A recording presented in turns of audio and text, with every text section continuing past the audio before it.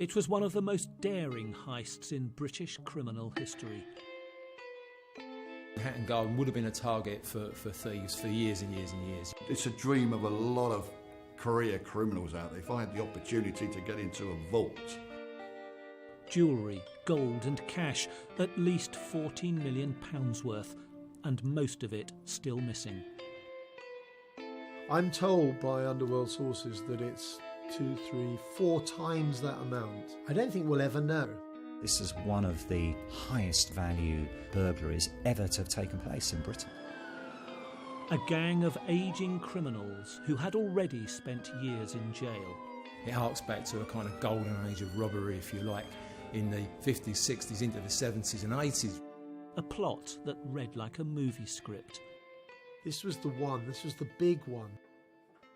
They committed the perfect crime, but what happened afterwards was a disaster. This was their pension plan, their one last job.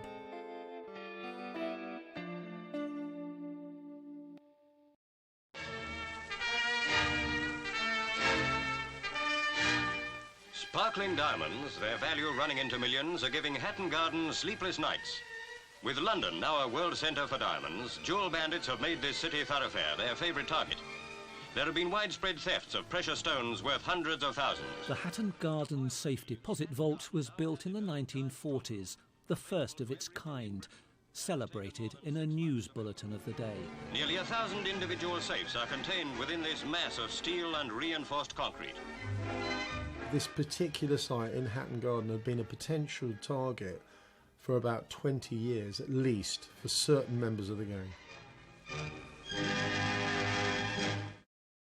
The 4 men who put together the plot had criminal pedigrees stretching back over decades of notorious crimes. Brian Reeder, the oldest at 76, referred to by the others as the Governor. He was once jailed for a notorious robbery and in the same case acquitted of murdering an undercover police officer. He was found not guilty. He went on the Hatton Garden raid on a free travel pass. It wasn't even his own. Terry Perkins spent his 67th birthday breaking into the vault. He was once jailed for 22 years for a robbery. He's a diabetic and took with him into the vault 3 days of medicine. John Collins, aged 74, his criminal record of robbery and theft stretched all the way back to 1961. On the raid, he used his own car. It was easily traced and it led to the gang's capture. Danny Jones, the youngest of the ringleaders, at 60. Since the 1970s, he'd been jailed for burglary and theft. When he bought a power tool for the raid, he gave his own name and address. In court, he was described as an eccentric who slept in his mother's dressing gown and a fez hat. Carl Wood was involved in the first night of the raid. He denied he was there. I was astounded when the identification of these robbers was revealed by the police, because they really were old school villains. They all had a background, or virtually all of them had a background in robbery, an old-fashioned type of criminals who, the classic type of London-bred post-war villains. When I saw some of those names come up, I assumed that they've retired. I assumed that they've moved on. They began planning it 3 years before the raid, according to evidence found on Danny Jones's laptop computer. It showed that he had been researching power drills. Detectives believe that one of them later visited the vault to discuss renting a safe deposit box and observe the layout. A security guard told police he had shown several potential customers around the premises, but he hadn't kept a record of their details. The vault owners also employed a number of temporary security guards in the months before the raid. This part of London is the very heartland of one of Britain's most notorious crime organisations. In criminal parlance, this is their manor. But were they involved in the raid? The police don't think so. But at least 2 of the raiders were connected to the crime network, and its name crops up in conversations bugged by the police. It was said on the street that the crime organisation was angry at such a raid on its territory. It was claiming it had property stolen from the boxes and was demanding that those involved gave it back. By the Easter weekend, the gang were ready. The dramatic events of the night of Thursday the 2nd of April start with Brian Reeder using a pensioner's pass to travel for free to Hatton Garden from his hometown of Dartford in Kent. At 8:20, others arrive in a white van driven by John Collins. They park in nearby Leather Lane. This is Danny Jones and Carl Wood. They're wearing high-visibility waistcoats to make themselves look like gas contractors. They walk along to look at the Target building, 88 to 90 Hatton Garden. At 9:20, another man with red hair appears. He's carrying a black bin bag on his shoulder to avoid CCTV. He goes into the building by the front door. Other gang members later referred to him as Basil. Police have never been able to identify him. He goes through to the back of the building and, from the inside, opens the fire escape door on Greville Street. Moments later, the white van pulls up by the door. The gang can be seen unloading wheelie bins, bags of tools and large metal joists. They appear to be struggling with the weight. There is no doubt this was heavy, hard work. It was bold and daring for them to try at their age, and no doubt they would have benefited from probably having some younger, fitter men involved.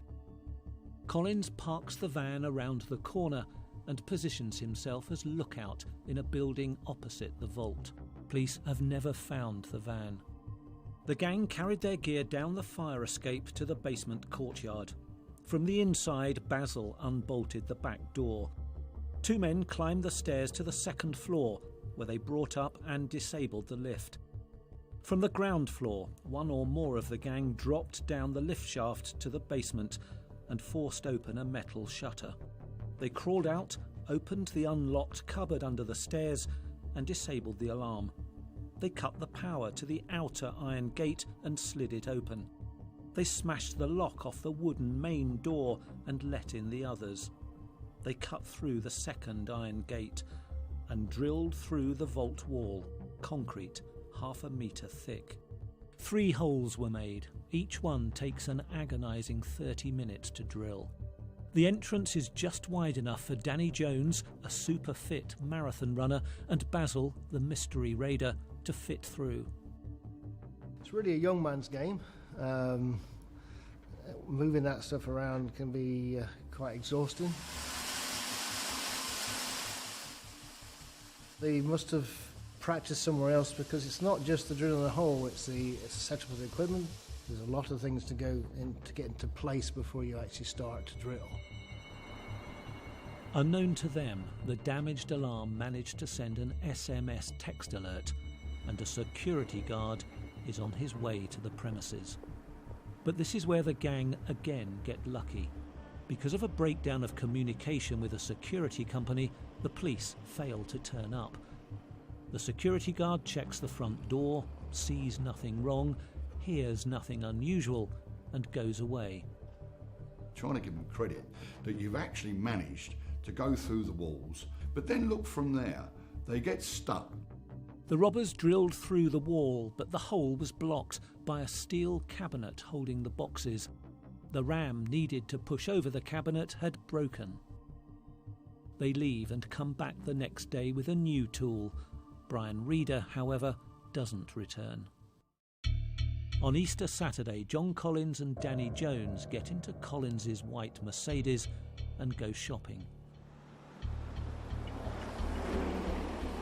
They needed a new hydraulic ram, and this was the first big mistake, was going out on the Saturday and openly buying the new piece of equipment in Twickenham at a tool shop. They drive around Hatton Garden in the white Mercedes, looking to see if anyone has raised the alarm. Confident their plot hasn't been discovered, they return to carry on where they left off. But Carl Wood, said the prosecution, loses his nerve and leaves the scene. It looked like whoever had got in through the hole had almost panicked in what they were doing. Boxes were strewn everywhere. It was completely across the board, from watches to loose stones to finished items to rings, pendants, bracelets, necklaces, the whole cross-section of different types of jewellery. Just 73 of the 999 deposit boxes were opened. An estimated £14 million worth of goods gone. It was big news. This via the Metropolitan Police, Scotland Yard in other words. They say they're investigating a robbery. The scene still remains chaotic down there. The vault is covered in dust and debris, and the floor is strewn with discarded safety deposit boxes, numerous power tools. We've got clients' rings that are sat in there. Half the people there have got their own personal effects along with clients' effects, so that's like a double whammy. One post-it note summed up the feelings of the street in a direct way. The gang had been careful in the vault and left no forensic clues such as fingerprints, blood or saliva. No camera had caught any clear image of their faces, and there were no witnesses. But there was a growing amount of circumstantial evidence. A key moment in the investigation was when one of the young detectives on the team was able to identify Collins's vehicle.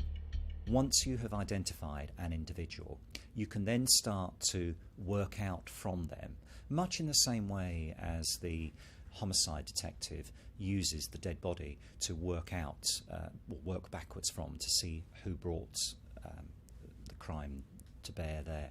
And that moment was actually one, I think, of euphoria for the team, because now it opens up other opportunities.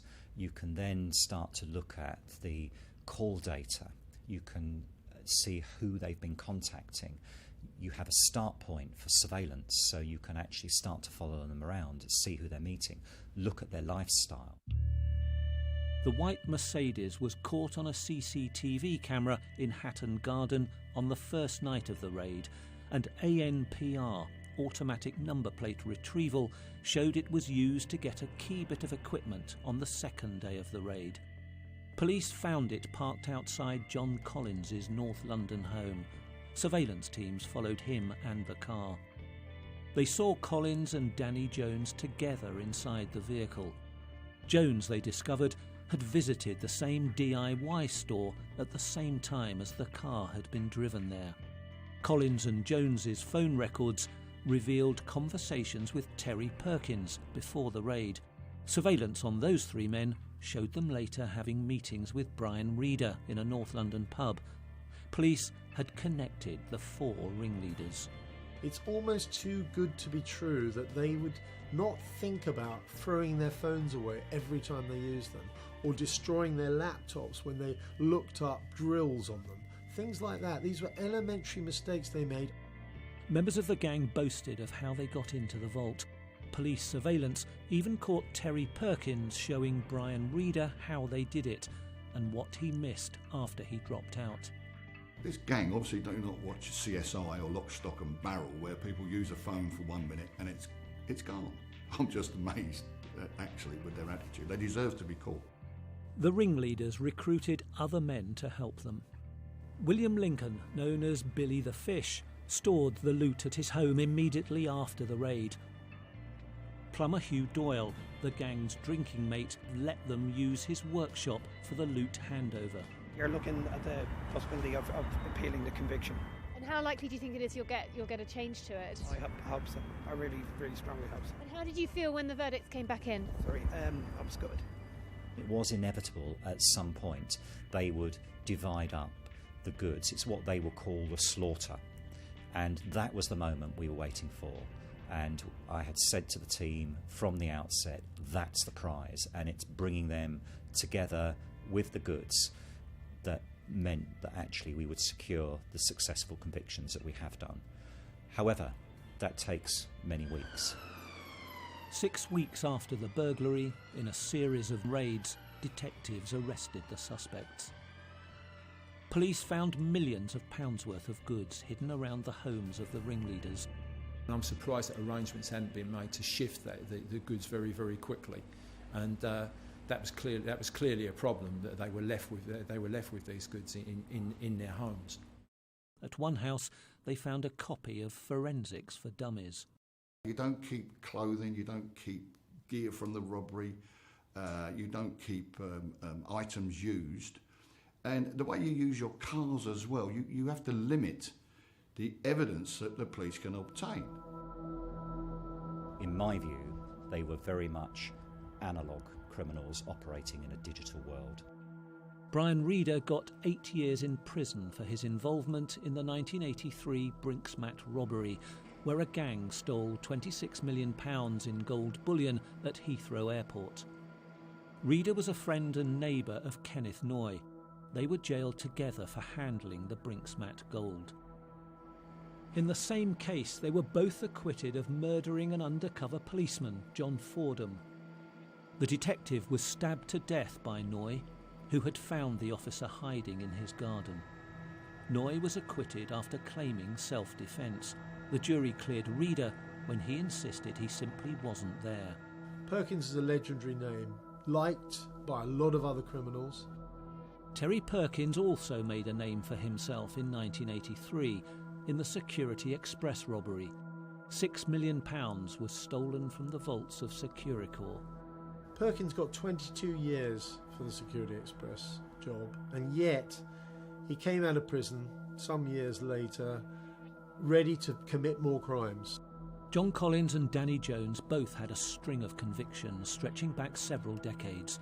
These were the masterminds behind the Hatton Garden raid, experienced criminals with solid backgrounds in theft. But in letters written to me from prison, Danny Jones said he wanted to show police where he had buried his share of the £14 million loot. I want to give back my share of the Hatton Garden burglary. Burmarsh won't release me to the police. What a load of bull. I'm the only person in the world to know where it is. Deep down, I want to do the right thing and give it back. I want to make amends to all my loved ones and show I'm trying to change. Eventually they did let Jones out to show police where he had hidden his stash. It was here at this North London cemetery. They pulled out 2 bags from under a graveside plaque. The detectives asked, "Is this everything?" "Yes," he said. That was all his share. What Jones didn't realise was that the police had already found another, bigger bag of his hidden gems and cash in a nearby plot. Police found out when they bugged the gang's cars and heard Jones talking about hiding the loot in the cemetery. They will still want some profit from the criminality, and even if they're going to serve a sentence, they will do their utmost to try and reduce the sentence to as little as possible. Jones also questioned why an ageing bunch of burglars would be held in such high security. Well, let me tell you, Dad's army are like super sportsmen compared with this gang. Run, they can barely walk. One has cancer, he's 76. Another has heart condition, 68. Another 75, can't remember his name. 60-year-old with 2 new hips and knees. Crohn's disease. I won't go on. It's a joke. It's really wrong, as I can't see some of this so-called gang getting through this, once sentenced. Jones says he wrote to the Archbishop of Canterbury for help in improving prison conditions. The reply was he couldn't help me, but will pray for me in his next church service. He also said, sorry you got yourself mixed up in the Hatton Garden heist. And finished up by saying, just being famous must now seem like a pretty poor reward. Best wishes, Lambeth Palace. After the raid, the Hatton Garden Safe Deposit Company went bust. It had been used mostly by local craftsmen, a small business which had served the jewellery industry for nearly 70 years. The vast majority of people working here are just ordinary people with ordinary lives, running workshops, making goods. Right now, I have had about 25% back, and I know they're on the next lot that were found at the churchyard. I know there's some of those pieces that are mine as well. So right now, it looks like I will get about a third back. People came up to me because of my position in the board. Can you help us? What can we do? And you could see they were quite cut up about the whole thing. They were, they're saying, my life's work has gone. I think the emotional side was as powerful, if not more so, than the monetary loss in many cases. Police have found only 1/3 of the estimated £14 million of loot. So where are the missing millions? And where is Basil, the man who got away? There's a £20,000 reward for information on him and the stolen goods. The loot the police recovered was, well, mostly the cheap stuff. What's still missing are many loose precious stones and gold bars and coins. That leaves, said the trial prosecutor, somewhere out there in the world, a great deal of stolen property that's been hidden, disguised or sold.